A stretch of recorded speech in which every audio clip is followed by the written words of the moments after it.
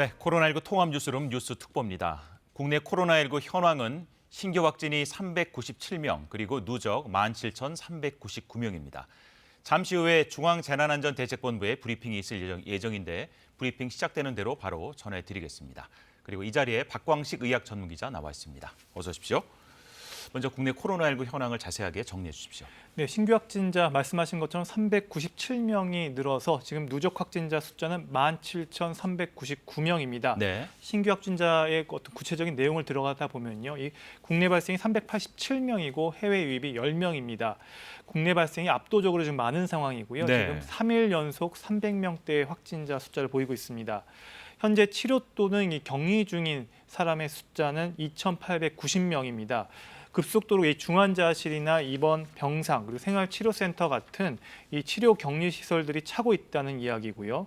그리고 이 중증 이상, 그러니까 위중증 환자는 30명인데 하루 새 5명이 늘은 숫자입니다. 네. 그리고 사망자는 309명으로 그대로고요. 지역별로 보면 수도권 외 지역에서만 100명가량이 지금 오늘 확진자가 발생했습니다.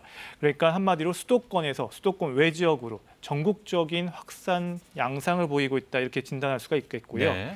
주요 집단 감염 발생 현황을 보면요. 지금 서울 성북구 사랑제일교회 관련해서 오늘 45명이 추가돼서 지금까지 누적 확진자가 841명입니다. 네. 또 여기 관련해 연쇄 감염이 일어난 장소만, 그러니까 연쇄 감염 장소만 21곳으로 지금 집계가 되고 있고요.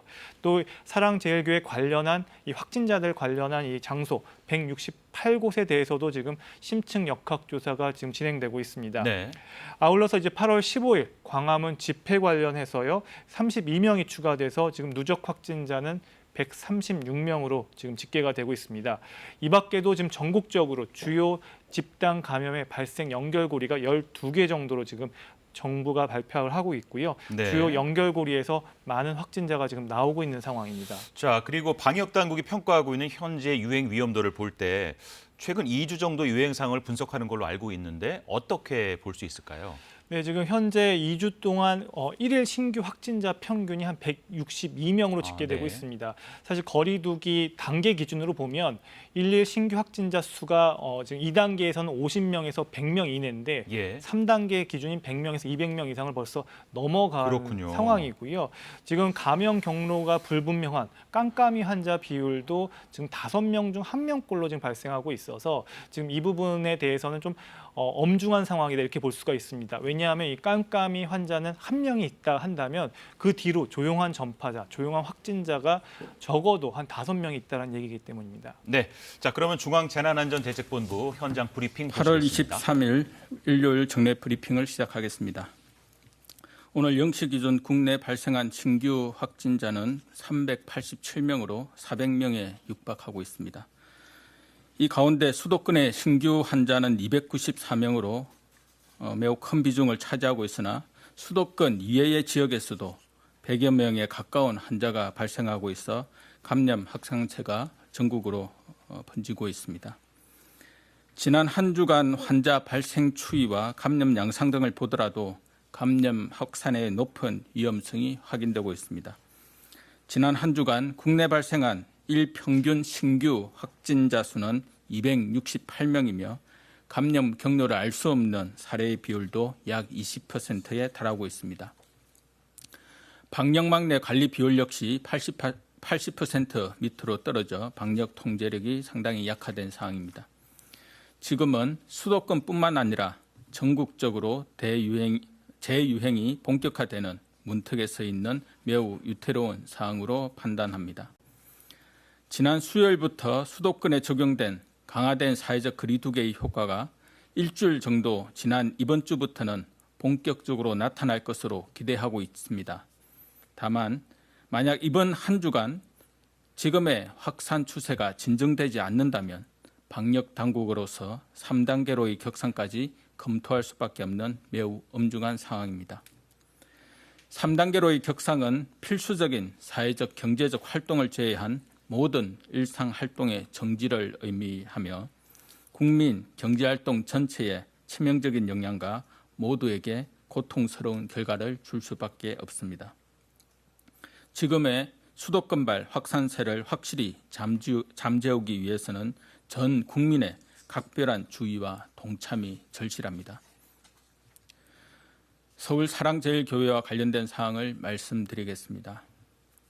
추가적인 교인 명단을 확보하기 위해 지난 21일 경찰이 사랑제일교회를 압수수색하였으며 교인, 방문자, 숙식자의 명부, 새 신자의 등록 카드 등 자료를 확보하여 이를 바탕으로 명단을 분석하고 있습니다. 신원이 확인되지 않거나 연락 두절, 검사 거부로 확인이 어려운 대상자뿐 아니라 추가로 명단이 확인되는 대상자에 대해서는 경찰의 협조를 통해 검사 및 격리 조치가 이루어지도록 지속 노력하고 있습니다. 8월 15일 광화문 집회와 관련하여서는 현재까지 총 136명의 확진자가 확인되고 있습니다. 정부는 광화문 인근 지역에서 30분 이상 체류한 대상자 약 5만여 명의 정보를 확인하여 문자, 유선 연락 등을 통해 검사를 받을 것을 안내하고 있습니다. 사랑제일교회의 방문자분들과 광화문 집회의 참석자분들은 추가적인 확산을 차단하기 위해 적시 가까운 선별진료소에서 검사를 받으시길 거듭 요청드립니다. 지금이 비상한 위기 상황인 만큼 방역 당국의 조치에 협력하여 주시기를 당부드립니다. 필수적인 방역 조치를 위한 행정명령 등에 불응하거나 방해하는 행위는 법에 따라 무관용으로 엄정하게 대응할 것이며 감염 확산에 따른 피해가 발생할 경우 구상권 청구도 적극 실시할 것입니다. 이는 우리 모두의 생명과 안전을 지키기 위한 부득이한 조치이며 국민 여러분의 이해와 협조를 당부드립니다. 한편 정부는 수도권 환자 급증에 대비하여 병상과 생활치료센터를 적극 확보하는 등 안정적인 치료체계 구축에 만전을 다하고 있습니다.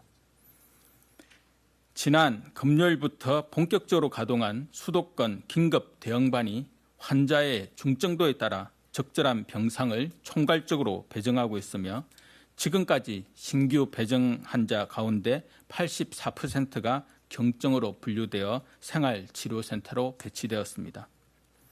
어제 20시 기준으로 감염병 전담병원은 652개 병상이, 중증 환자 치료 병상은 70개 병상이 입원 가능하며 정부는 수도권뿐만 아니라 수도권 인근 지자체에 가용한 병상을 지속 확충하고 있습니다.